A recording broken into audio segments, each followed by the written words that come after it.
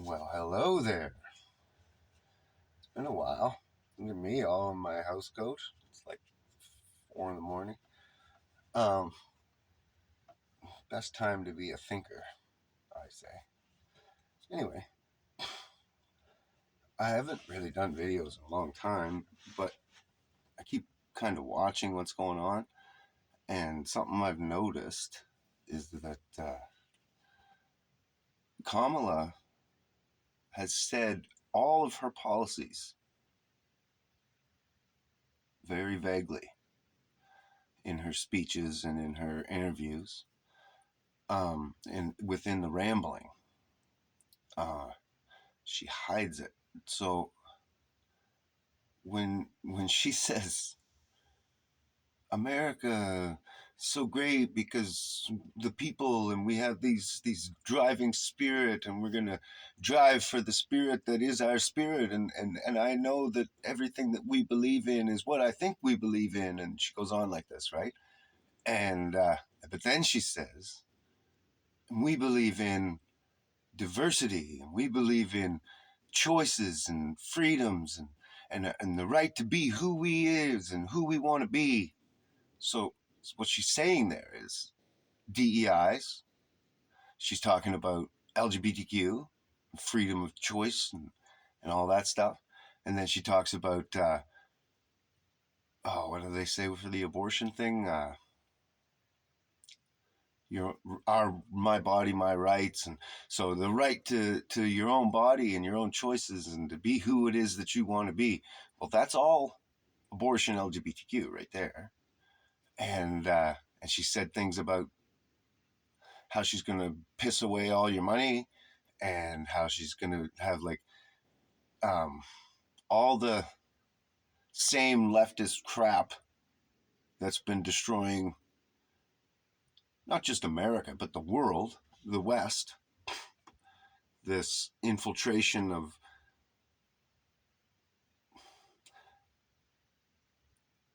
illogical fallacies. The other thing that seems to go over everybody's head is when these scientific leaders come out and they're saying free. How did he say that? He said that the First Amendment is great, but when it comes to misinformation, we can't just squash who we want, uh, voices that are misleading people or whatever. So obviously he's talking about people like me that he doesn't want, or Joe Rogan, really, that they want to just be able to stop you from speaking or thinking. And so, duh, lost it just that quick. Anyhow, what goes over everybody's head about it is um,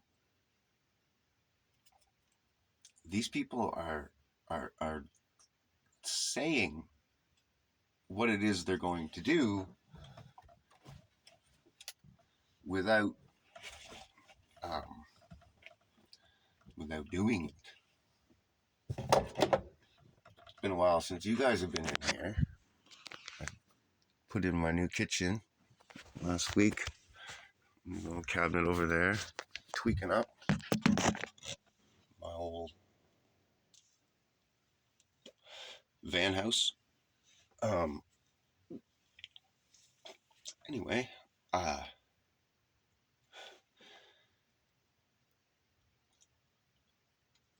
I seen it's Devin. I can't remember what his last name or what his video channel name is, but he's a great video guy. He's a young fella. All kinds of energy, good Christian. Uh, and he actually was going on about all the things in mainstream. Oh, that's where my fallacy was. So these guys say from just a minute ago, these I think he was a politician, and he was saying we can't squash people's voices because of it. Uh, which they could do to me because I'm in Canada, right? I could go to prison for this, really. Um, anyway, they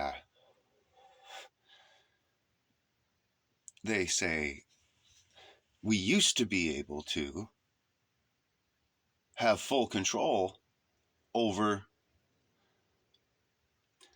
public knowledge, the scientific community's knowledge. What he's subtly telling you, see, what you guys don't realize is that, like, before the internet, we only had scientific journals and magazines, right? And they were all publicized by the same boards, the same directors, right? Just fell on me. So if you said something outside of the narrative, no matter your evidence, they would just not just totally not produce your articles anywhere. Nobody could find them, and then they'd ostracize you within the community, with the scientists that they have control over. And that's why you see retired scientists, right? See, if you wanted to get the actual scientific consensus about something, you'd go and you'd look at how many scientists were saying things that they got ostracized for, even though their evidence was good, and how many scientists came out in support of those things after they retired. So the mainstream narrative is this controlled small block.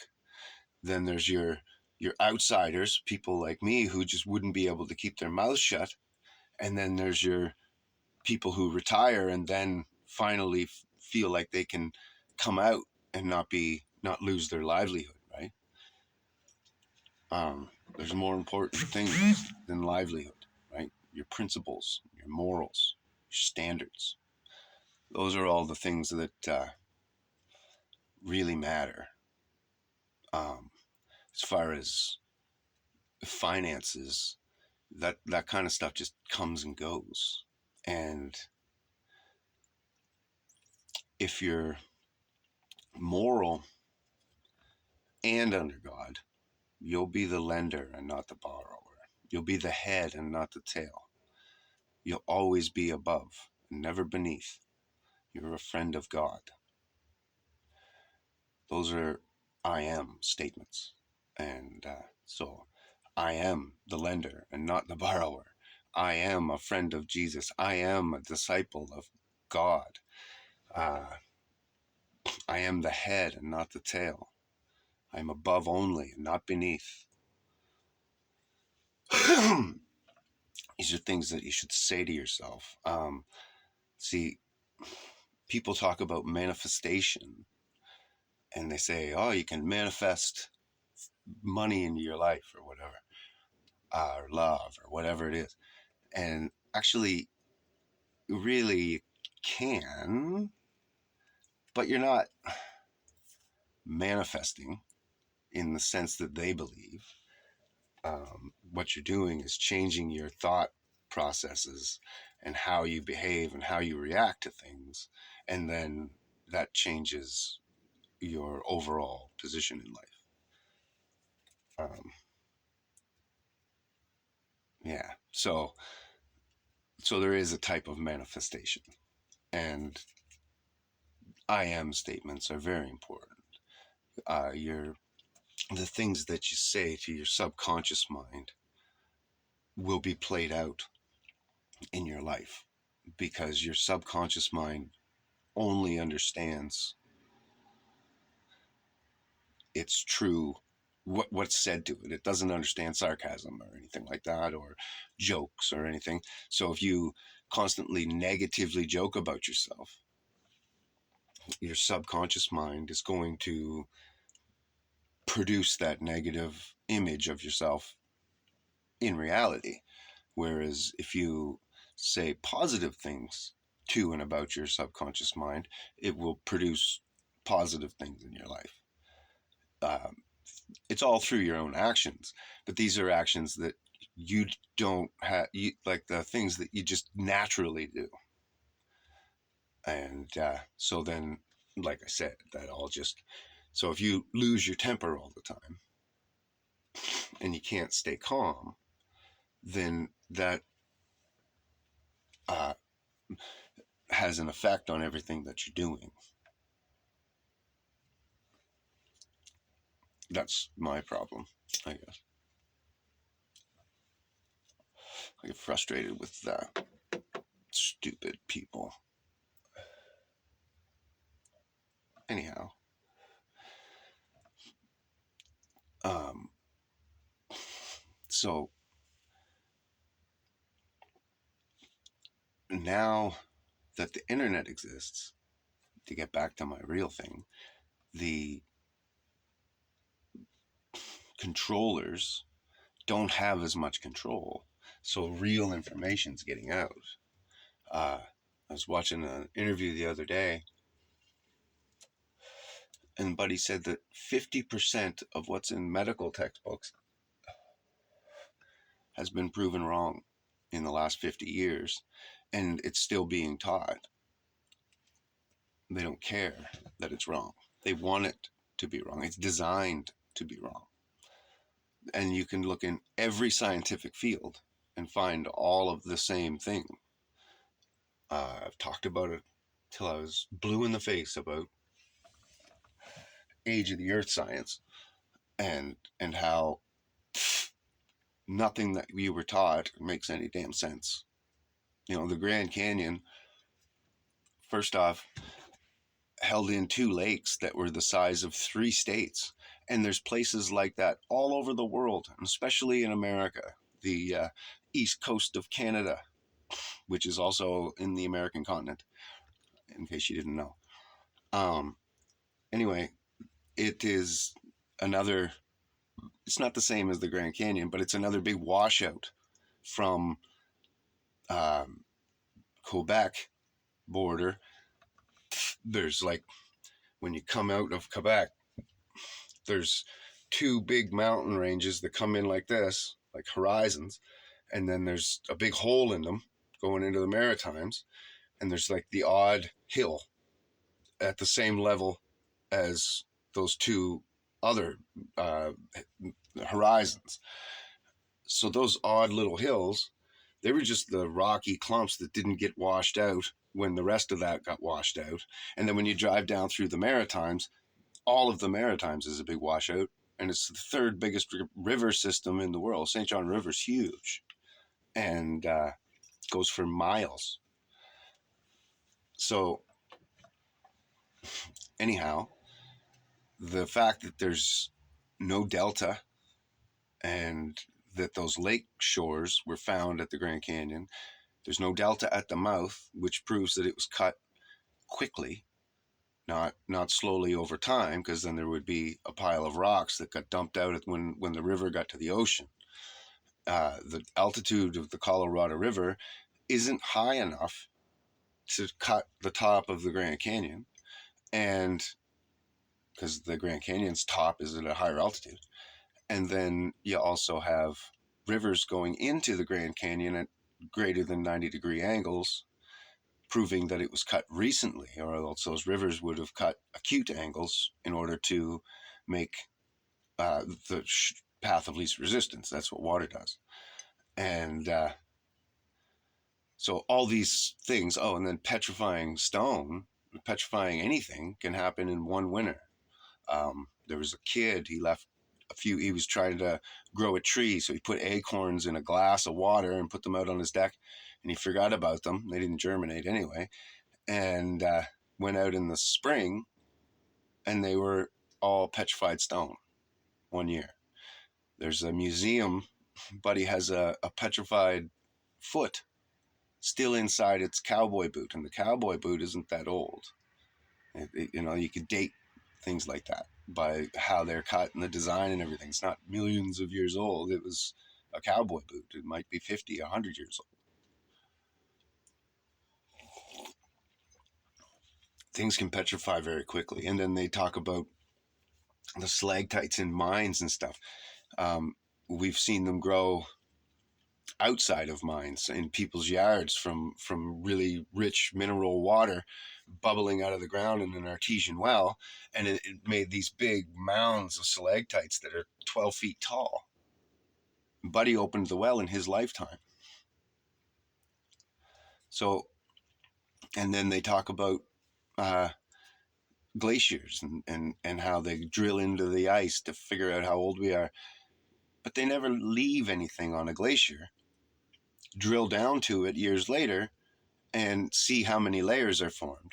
They just assume that each layer must be a year because we need that to match up to our theory. But when you actually leave something there, which we did, we left World War II planes on a glacier, and then we went back 50 years later to dig them back up, there was thousands upon thousands of layers formed on the ice and snow above them. And that was during the time that we were the heavy polluters, carbon, global warming, global cooling, global this and climate change and all that shit. And anyways, when you apply the math of thousands of layers in 50 years, and somebody did, they found that our oldest glacier is about 4,000 years old, which lines up with the Bible. That the flood was 4,000 years ago because it was 2,000 years since Jesus, and there was 2,000 years from Jesus to Noah or whatever, roughly. And roughly 2,000 years from Adam to the flood. So that's roughly 6,000 years, which puts us in the end times, or near it, roughly. And that's why we're seeing all the prophecies fulfill right in front of our eyes, even though it's kind of being hidden from you too. There's a whack of them. Anyway, there's nothing we can do about that. Just live your life and try to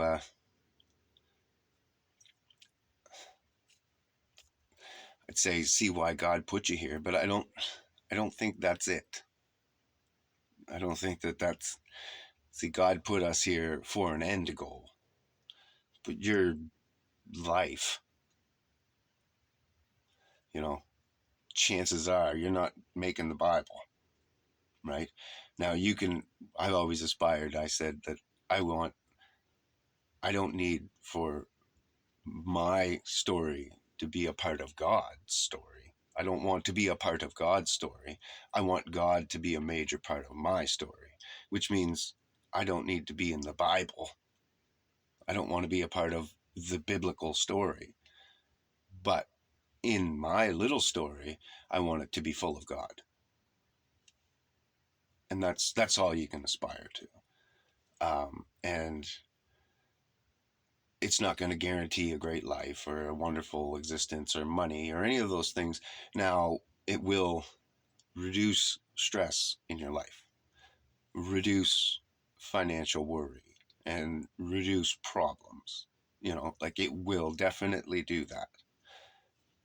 But there's still going to be problems. There's still going to be stress. There's still even going to be financial stress once in a while. It happens. Those are usually tests. See, we can walk on water through the storm, just like Jesus did.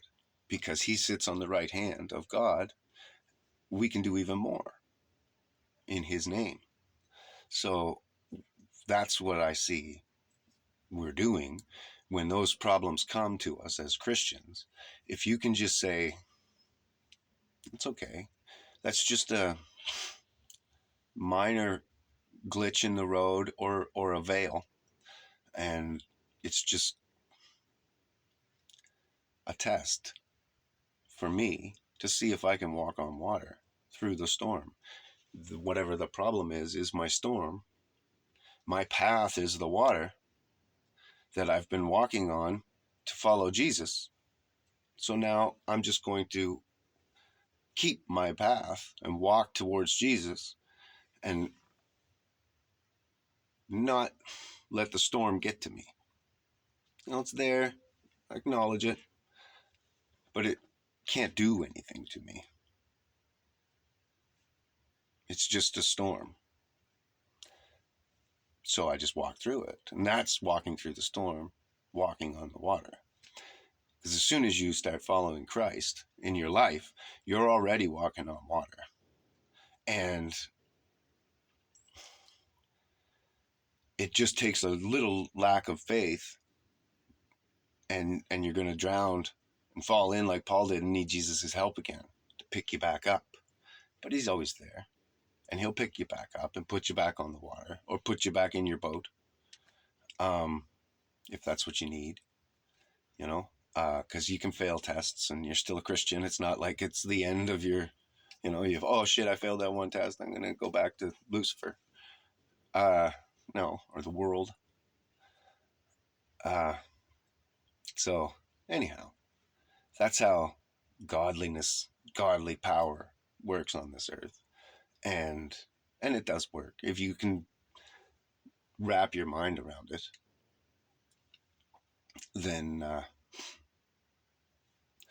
it's not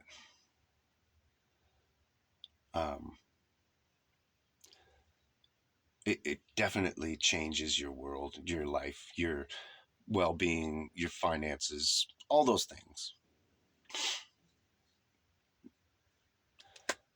And there's always trials, so take the good with the bad. The good of it is, you're saved and you're going to heaven. When judgment day comes, something different's going to come. I can't imagine there being a heaven that would be something that we would want. When you think about it, 1,000 years of peace on earth that you get to live for 1,000 years, that would be boring. Have you ever had a month off from work straight with nothing to do? Everybody else is working and doing stuff and life's going on. And even if you got a couple friends there and, whatever, you got somebody to hang out with every day and some cash, it's boring. Unless you have a goal, something that you're striding towards, then it's just, I can't imagine. Right? So going through a new life similar to this one, but with a better leadership or whatever, that you have to live for 1,000, I don't know. I just don't know. I don't see it being something that would be really all that fulfilling. Now, our second existence could just be that we're totally different corporeal forms, and it's something that can't even comprehend in this form, because it's your soul's not going to have that disgusting body wrapped around it that wants all these horrible things. You're not going to have that animal side. And apparently, when our souls were taken from heaven and put onto earth, every one of us fights. We don't want to leave. We don't want to come down here and be in this body and stuff. There's an argument with God with every soul. So maybe there is something great.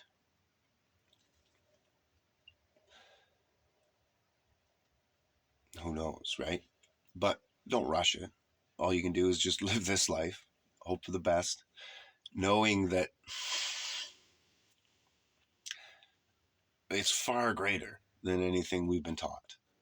There's so much smaller than what we're meant to think, but so much more in it than what we're shown.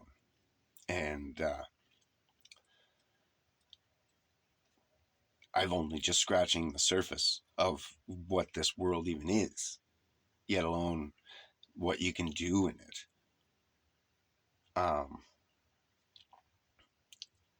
So anyway, I don't know. I'm losing my track. I'm getting off on something else. But really, I just wanted everybody to understand the Kamala doublespeak, where she's saying exactly all of her policies. You just have to read between the lines. When she talks about what makes what the American spirit is and the things that we fight for and the things, listen to those subtle words that she's using. You know, she says a bunch of crazy shit, which makes you lose, it makes you think, okay, she's just saying nothing because she must be dumb or something, but she's not. She's very smart, and she's subtly saying everything. You just have to really listen. So I hope this gets out to like maybe a JP Sear or a whoever, that they can actually spread this message. What she's saying, see it, because it's there. She's saying it loud and clear. Anyway, sorry for my frazzled thoughts and stuff. I don't do scripts. I tried that shit. It just screwed with me. I feel too ungenuine when I do that stuff, and when I try to come up with videos that I can talk about while I'm streaming and do all that fancy shit that everybody else does. I tried it a little, and it just kind of felt fake to me. So that's why my thoughts are sometimes a little bit jarbled.